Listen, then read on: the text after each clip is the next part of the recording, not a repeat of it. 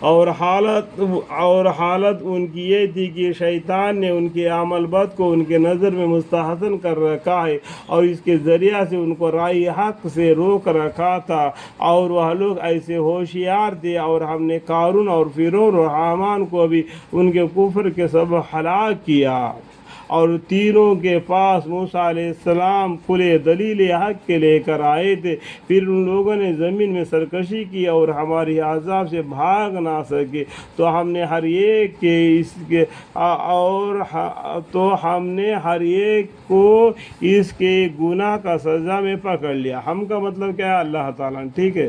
ان میں بعضوں پر تو ہم نے تند ہوا بھیج دی، اور ان میں بعضوں کو ہولناک آواز نے دبایا، اور ان میں بعضوں کو ہم نے زمین میں دھنسا دیا، اور ان میں بعض کو ہم نے پانی میں ڈبا دیا۔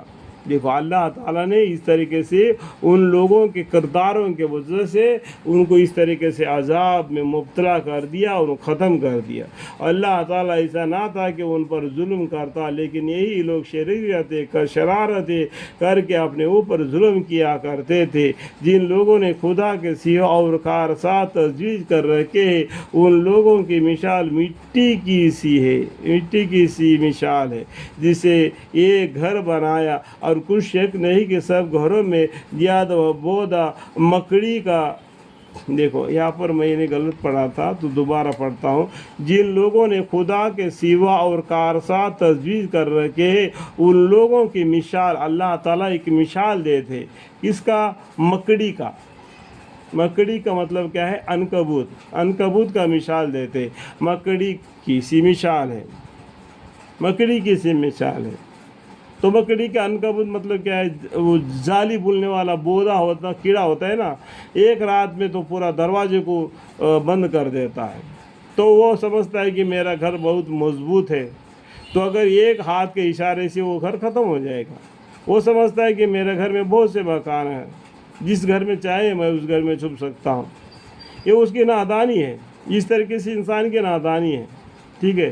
اس طریقے سے اللہ تعالیٰ کی مکڑی کا ایسی مثال پر بیان فرما رہے ہیں، جسے ایک گھر بنایا، اور کچھ شک نہیں کہ سب گھروں میں زیادہ بودا مکڑی کا گھر ہوتا ہے۔ اگر وہ حقیقت حال کو جانتے تو ایسا نہ کرتے۔ اللہ تعالیٰ ان سب چیزوں کے حقیقت اور ذات کو جانتا ہے، جس کو وہ لوگ خدا کے سوا پوج رہے ہیں۔ ان کے حقیقت کو اللہ تعالیٰ جانتا ہے، ان کے کمزوریوں کو بھی اللہ تعالیٰ جانتا ہے۔ پس وہ چیزیں تو نہایت ہی ضعیف یعنی کمزور ہے، اور اللہ تعالیٰ زبردست حکمت والا ہے، وہ العزیز الحکیم۔